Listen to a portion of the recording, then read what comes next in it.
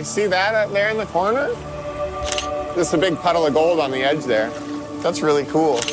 God, seeing this right off the bat, I bet we might find some really nice ones. In the frozen heart of the Klondike, where bitter winds carve through endless valleys of ice and rock, Parker Schnabel stood face to face with a discovery that felt almost unreal.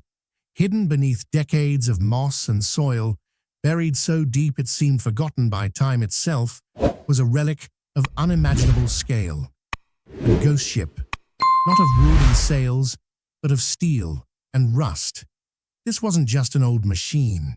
It was called a trauma, a colossal, tube-shaped beast from the days of the earliest gold rush. A machine built to devour mountains of earth and spit out fortunes of gold. For decades, it had slept here, waiting. And now, it was Parker who had woken it. This moment wasn't just about curiosity, it was about survival. Parker's entire season, his entire career, was balanced on a razor's edge. Months earlier, he had made a decision so bold that even veteran miners shook their heads in disbelief. He had gambled $15 million, nearly everything he had, on one legendary claim: Dominion Creek, a place that had made and broken miners for over a century. To Parker, this was more than a mine. It was the shot of a lifetime. "You miss 100% of the shots you don't take," he liked to say, quoting Wayne Gretzky. But this was no ordinary shot. Parker was aiming higher than ever before, 5,000 ounces of gold in one season, a number so outrageous it bordered on impossible. But Dominion Creek was unforgiving. The land itself seemed to fight back at every turn. Towering machines, each worth millions, groaned under relentless strain, breaking down at the worst possible moments. The frozen ground shattered expensive equipment. Promising streaks of gold were followed by weeks of heartbreaking emptiness. Every silent minute of a wash plant cost thousands. Every breakdown, every wasted hour, pushed Parker closer to disaster. His crew, loyal and tough, worked around the clock, exhausted, hungry, and driven by sheer willpower. For them, this wasn't just a job. It was survival against time, weather, and debt. And then came the discovery. Deep in a forgotten corner of the claim, under layers of moss and wild overgrowth, something massive emerged. It wasn't just rusting metal, it was history itself, staring back at them. A giant steel cylinder, its size alone enough to stop them in their tracks. The trauma stood like a monument from another age, a clue to fortunes mined and lost long ago. For Parker, it was more than a find. It was a sign, a signal that this land still had secrets to give, that maybe, just maybe, the impossible goal he had set could still be within reach. But the discovery also brought questions and danger. If this machine had been left here, what else lay buried beneath Dominion Creek? And more importantly, who else knew about it? Whispers of the find spread fast. Other miners were already circling, ready to fight for the gold they believed was still hidden in the ground. Parker wasn't just racing against the clock anymore, he was racing against rivals, the land, and his own limits. And as the season pushed toward its brutal peak, one thing became certain. This forgotten machine was about to change everything. The trommel was a brute, a relic of a forgotten age. It wasn't made for elegance or precision. It was built for one purpose only: raw strength and endless endurance. In its prime, this massive rotating drum had devoured mountains of gravel and rock, separating shimmering nuggets of gold from worthless stone. Day after day, it churned relentlessly, spitting out fortunes for the miners of the old Klondike rush. But there was a catch, a secret that sat in plain sight for decades. The technology, while powerful, was crude. It missed the finer pieces of gold, the smaller flakes that slipped right through its screens and tumbled into waste piles. Those forgotten piles, lying silent and untouched, might now be richer than anyone could imagine. And when Parker Schnabel's sharp instincts led him to this relic, he knew he had stumbled upon something extraordinary. What made this discovery even more haunting were the rumors, old whispers that echoed through Klondike saloons and campfires for over a century. The story went that the machine had once belonged to a large, promising mining operation, one that vanished mysteriously. Some said the miners went broke. Others swore they struck frozen ground so hard it shattered their tools and their will to continue. Whatever the truth, they left in a hurry, abandoning their piles of pay dirt, piles that legend claimed were shockingly rich. For years, no one dared to chase the rumor. The location was remote, the machine far too big to move or repair.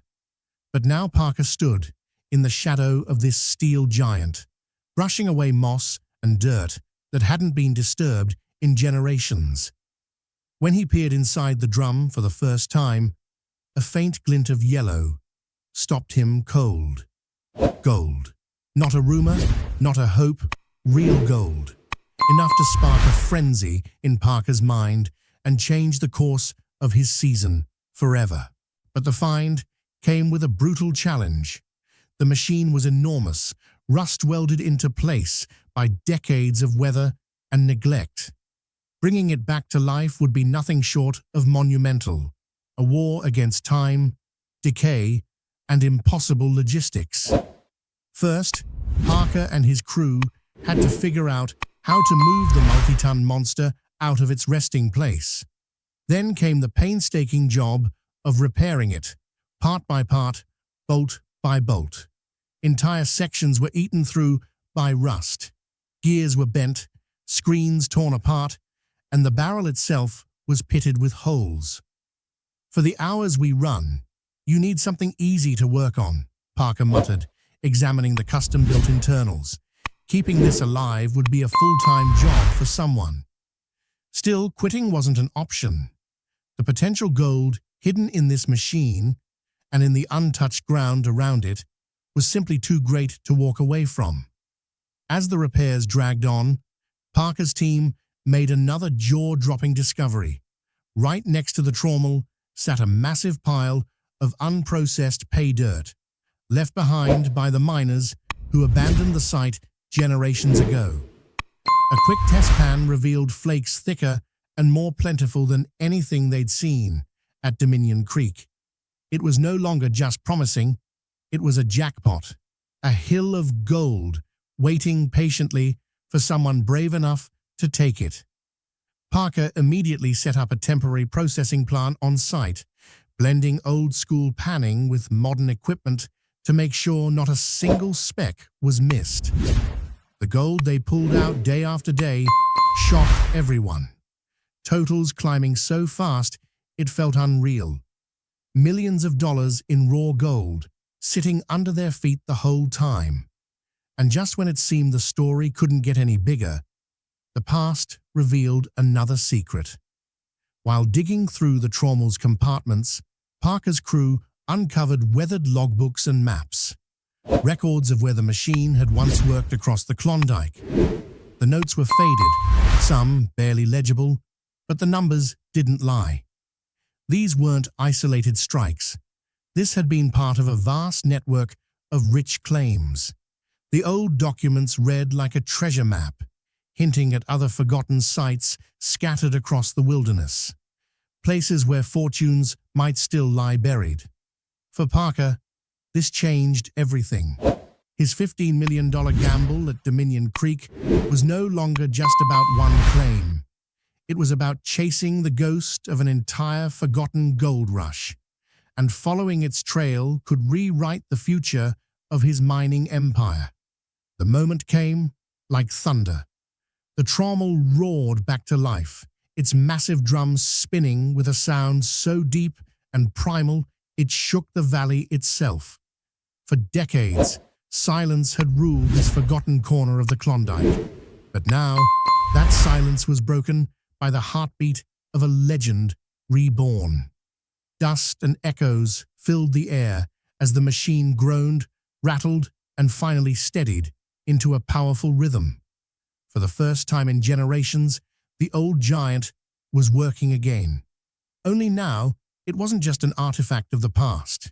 It was something new, a perfect fusion of rugged gold rush engineering and modern technology.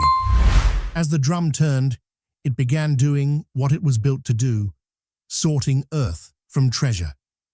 The sight was mesmerizing. Massive rocks tumbled inside, while water sluiced through layers of dirt, and there, glinting in the sunlight, were nuggets of gold, caught effortlessly. Even the tiniest flakes, the kind the old miners never could recover, sparkled in the catch. Parker's crew stood frozen, their exhaustion forgotten, pride and awe lighting up their faces. This was no longer just about striking it rich. This was about rewriting history. Working beside the trommel uncovered something unexpected. As Parker's team repaired and revived the machine, they discovered the stories of the men who had worked it long ago. Old photographs, faded notes scribbled in logbooks, whispers passed down through local legends. These miners had been dreamers too, fighting the same frozen ground, braving the same storms, and enduring the same sleepless nights. They had chased their fortunes with the same fever Parker now carried. Knowing their struggles, their hopes, and their sacrifices transformed the project.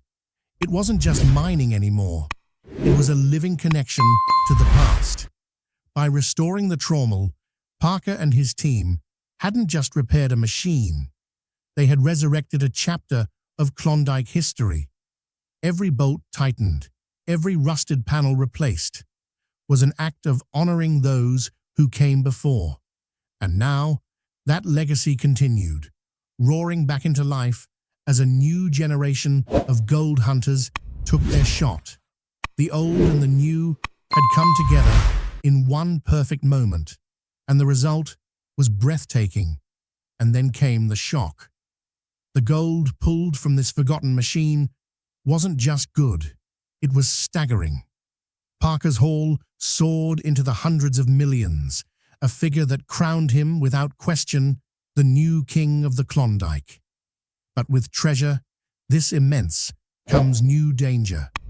Rival miners, legal battles, even whispers of theft and sabotage. As the gold rush begins anew, one question lingers in the cold northern air. Has Parker Schnabel just struck his greatest fortune, or triggered his greatest fight? But as the roar of the trommel echoed across the valley, it didn't just awaken the machine, it awakened attention. Word spread fast, faster than Parker or his crew could have imagined. Whispers of a legendary find, of a machine reborn and gold beyond measure, raced through the Klondike like wildfire. Other miners, rivals, skeptics, and opportunists started circling. Some wanted a share, others wanted it all.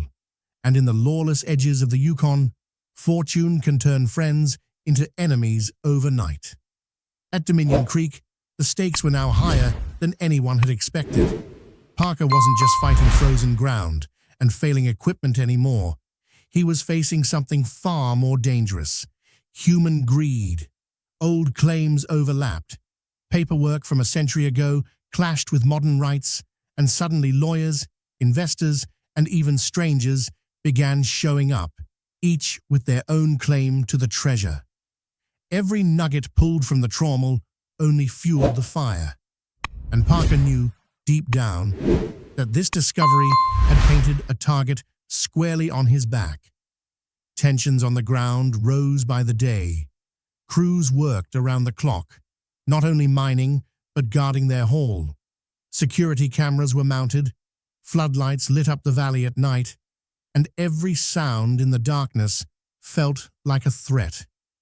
Parker himself once laser-focused on production, now found himself glancing over his shoulder. He had become the richest miner in the Klondike, but also the most vulnerable. And yet, even in the chaos, the trawl revealed more secrets. The old logbooks hinted at other sites, richer, deeper veins of untouched gold scattered across the Yukon. These weren't just rumors, they were coordinates, trails leading Parker into the unknown, promising even greater fortune or unimaginable danger. As winter closed in, the clock was ticking. Parker had one shot to secure his discovery before rivals closed in. So, as the snow began to fall and the valley prepared for another brutal freeze, one question burned hotter than ever. Could Parker Schnabel hold on to the greatest gold find of his career? Or would this legendary discovery spark a new Klondike war? Last time on Gold Rush, Parker Schnabel unearthed a forgotten legend of the Klondike, an abandoned trawl sealed away for generations, hiding millions in gold and a map to even greater fortunes. But news of his discovery has spread. The once silent valley is no longer his alone. Rivals are moving in, old claims are being revived, and the fight for Dominion Creek has only just begun. The season has turned colder, the ground harder. Every passing day brings Parker closer to the brutal Yukon winter, and closer to losing everything. While his crew races to pull every ounce of gold they can from the newly awakened trawl, whispers of sabotage and legal battles begin to surface. Other miners, some desperate and some dangerous, are now circling like wolves. But the trawl itself holds more secrets. The logbooks recovered from its rusted shell reveal coordinates to other abandoned sites. Veins of gold once thought lost to time. These aren't just rumors. They are real. And if Parker can follow the trail, he might uncover the greatest treasure in Klondike history. Yet, the deeper he digs, the more questions arise. Why were these sites abandoned so suddenly? And what happened to the miners who left everything behind? As Parker pushes forward, the risks grow deadlier. Frozen rivers threaten to cut off supply lines, machinery strains under relentless use, and tension within the crew begins to simmer under the crushing weight of impossible deadlines. In the Klondike, survival isn't guaranteed, and neither is loyalty. This isn't just a hunt for gold anymore, it's a race against time, rivals, and the ghosts of a forgotten gold rush. The question now isn't whether Parker Schnabel can strike it rich, but whether he can survive the storm that's coming. The Yukon winter is closing in. The mountains of the Klondike are silent, but beneath the snow-laden trees, tension is boiling over. Parker Schnabel's discovery of the forgotten trawl has sent shockwaves through the gold mining world. What began as a daring $15 million gamble is no longer just about survival. It's about dominance. And in the Klondike, dominance attracts danger. When Parker first unearthed the century-old machine, he thought he'd found a relic of the past, a ghost from another gold rush. But the moment the trawl roared back to life, the past became the future. The gold pulled from its belly wasn't just good, it was record-breaking. Within weeks, Parker's haul soared into millions, and word of his success spread like wildfire down the frozen Yukon trails. Rivals, investors, and opportunists smelled blood in the water. Not far from Dominion Creek, two other mining outfits have taken notice, each with their own claim to fame and their own grudges against Parker Schnabel. One is led by a veteran miner known only by his nickname, Grizzly Grant. A man hardened by decades in the field, Grant has always believed Parker's rise was too fast, too lucky. The other is a younger, hungrier crew from Alaska, chasing their first big score and willing to bend rules to get it. Local bars in Dawson City buzz with rumors. Did you hear about Schnabel's jackpot? Someone mutters over whiskey. He found the old machine. The one they said was cursed. Laughter, disbelief, and then silence. Because deep down, every miner knows where there's gold, there's conflict. And this time, the stakes aren't measured in ounces. They're measured in millions. Back at Dominion Creek, Parker's crew pores over the logbooks pulled from the trauma. The brittle pages list coordinates, scattered across the Yukon, of where the machine once worked. Most are faded, some barely legible, but a handful stand out. They point to sites long forgotten, buried beneath layers of permafrost and forest. To the untrained eye, they're just numbers on paper. To Parker, they're a treasure map. These aren't random notes. Whoever ran this thing was onto something big, bigger than Dominion Creek. Look, see here? They pulled rich pay from multiple sites, then abandoned them all at once. Why? The questions hang in the freezing air. Why walk away from a fortune? Was it a collapse, a disaster, or something darker? 2 weeks into the season, the first signs of trouble appear. One bitter night, as the crew sleeps in their trailers, the trawler's steady hum goes silent. By dawn, they discover the problem. A critical gear has been deliberately jammed with debris. This isn't wear and tear. Someone did this. They wanted to shut us down. Parker's face hardens. The repairs cost precious hours and thousands of dollars in lost gold. And worse, it confirms his fears. Someone out there doesn't want him to succeed. Whether it's rivals, claim jumpers, or even someone inside his own team, Parker can't say. But from now on, Dominion Creek isn't just a mine. It's a battlefield.